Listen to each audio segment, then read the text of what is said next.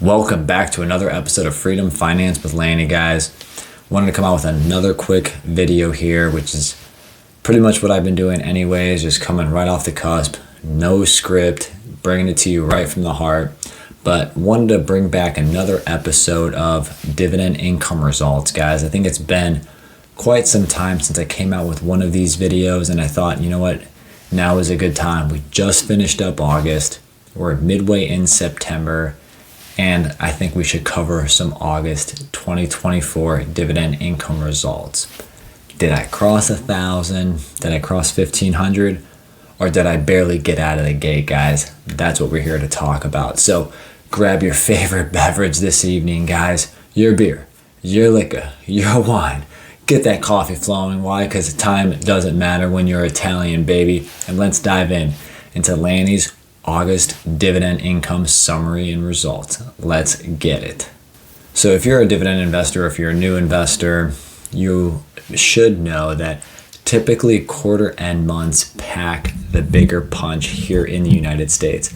Most companies, majority of companies, pay their dividends March, June, September, December. So given that I'm covering August, the results, if you've seen my videos, August results are probably not going to look comparable at all to like a quarter end dividend income month. Also, mutual funds and ETFs pay out usually on those quarter ends. Sometimes they lag over into the following first week of the next month. But enough of that, guys. You're here for some dividend income. You want to see the numbers. You're about the numbers, guys. Again, this guy's been investing for 15 years. So what did I put up on that scoreboard? What points did I add to my total here, guys? Let's look at that first chunk of stocks that paid me. You might see me look off to the right because that's me looking off on another screen just to see the results as well. AT&T and Verizon, two big telecom stocks, guys. Ticker symbol T, ticker symbol VZ. They're actually having not too bad of a 2024 year. Verizon did increase their dividend as well earlier this year. And I'm actually looking forward to seeing if AT&T resumes dividend growth. But both dividend stocks paid me over $90 a piece. In fact, combined $186 in my taxable stock account. So these first few screens are going to be from the taxable stock accounts. When I get into any retirement income, usually there will be like a retirement headline or tagline at the top. So this is all from a taxability standpoint, because actually when we get into the retirement side, you'll see that my wife owns AT&T stock in one of her old IRAs, guys. So really that was the big punch there.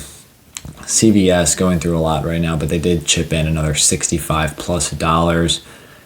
Not too bad. I built that position up to 100+ shares.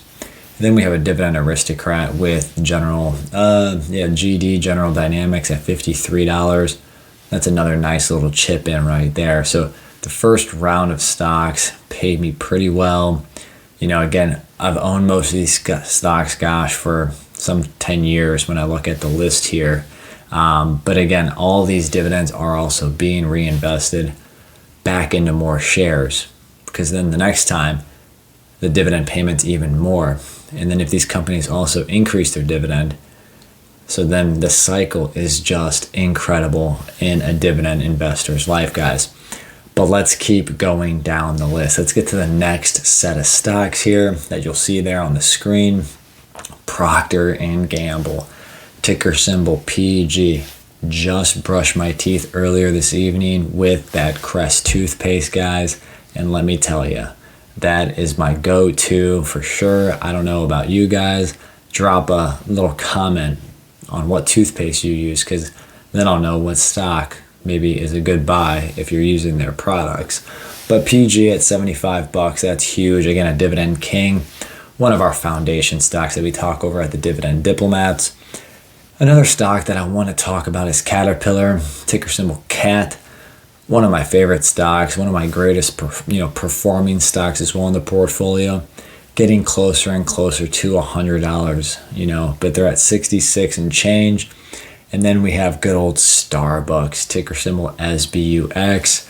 Don't don't sleep on the Bucks, guys. New president, CEOs in the helm now, having a long commute. But hey, leaving Chipotle for the turnback story right now. If you're lucky buying Starbucks in those very low $70 per share range, then you're probably sitting pretty nicely already this year, being that it's in the 90s.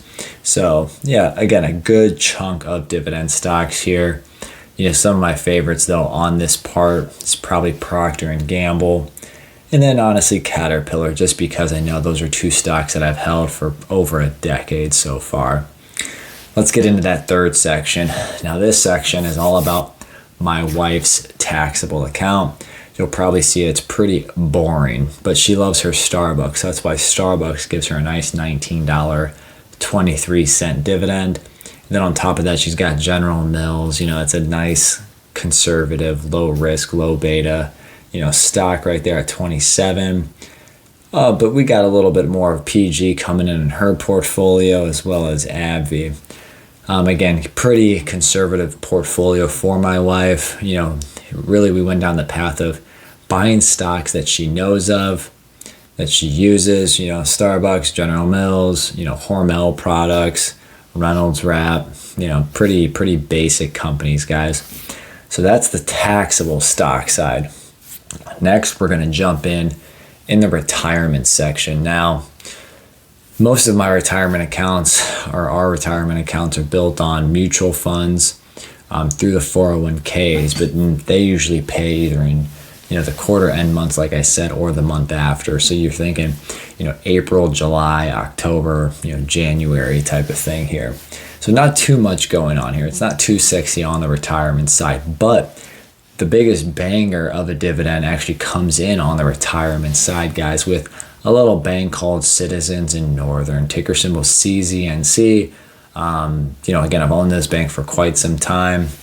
$121 and a nice dividend that also gets reinvested, buying a heck of a lot of shares with that reinvestment. You actually see a lot of banks here. Norwood Financial, NWFL, $64 almost. HTBK is another bank at $22 and change. But of course, that monthly income from almost $50 a month already at $48. That's, and they just announced another little small, I think it was like a quarter basis point, if that, or 20 basis points maybe, to their dividend. They do a few increases, once a quarter throughout the year. So it's always fun seeing the Realty Income dividend come in. Then on my wife's side, she owns a lot of the same stocks from a taxable account in an IRA as well. So that's why you'll see AbbVie again and Starbucks, but pretty evenly spread there. When you do the math, she's got over $115, $120 in retirement dividends from her, just from owning individual stocks. Whew, so that's a lot. Again, big takeaways here is most of these stock positions I've owned for over a decade. Your Procter and Gamble's, your Caterpillars, heck, your Norfolk Southerns, your AT&T's, even that Citizens in Northern and Norwood Financial. A lot of these stocks we've owned for, again, a decade plus. And that's the beauty of dividend investing, is the longer you hold, you let the reinvestment and compounding do its thing, and your income grows. That's called the passive income machine from being a dividend investor, guys. Again, you buy the dividend stock, they pay a dividend. The dividend gets reinvested, it buys you more shares. So no matter what, your dividend is already going to be higher. Your income just grew because you reinvested those dividends. But then you're a dividend growth investor, so they grow that dividend.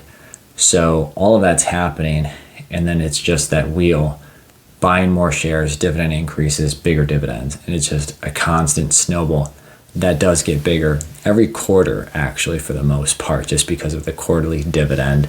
But in total, guys, you want to know the final tally? Yes, crossed the $1,000 threshold, $1,415.47. Can't sleep on the change there, guys. Every penny counts in this game. Did not hit the 1,500. There's a lot of things that changed from this August versus last August, timing of some dividends. But that's going to happen. You just got to kind of roll with it. And then on top of that, though, I think I will hit 1,500 for sure by next year. as long as dividend increases and reinvestment continue to happen, I probably don't have to do a single thing for this to jump well over 1,500 next year. But that's it. That's the August 2024 dividend income summary. How much did you guys earn? What was your favorite dividend payment you got? And let me know your comments on who is paying me. Thanks for watching, guys. Don't forget to subscribe to this channel, like the video, and I'll catch you on the next one.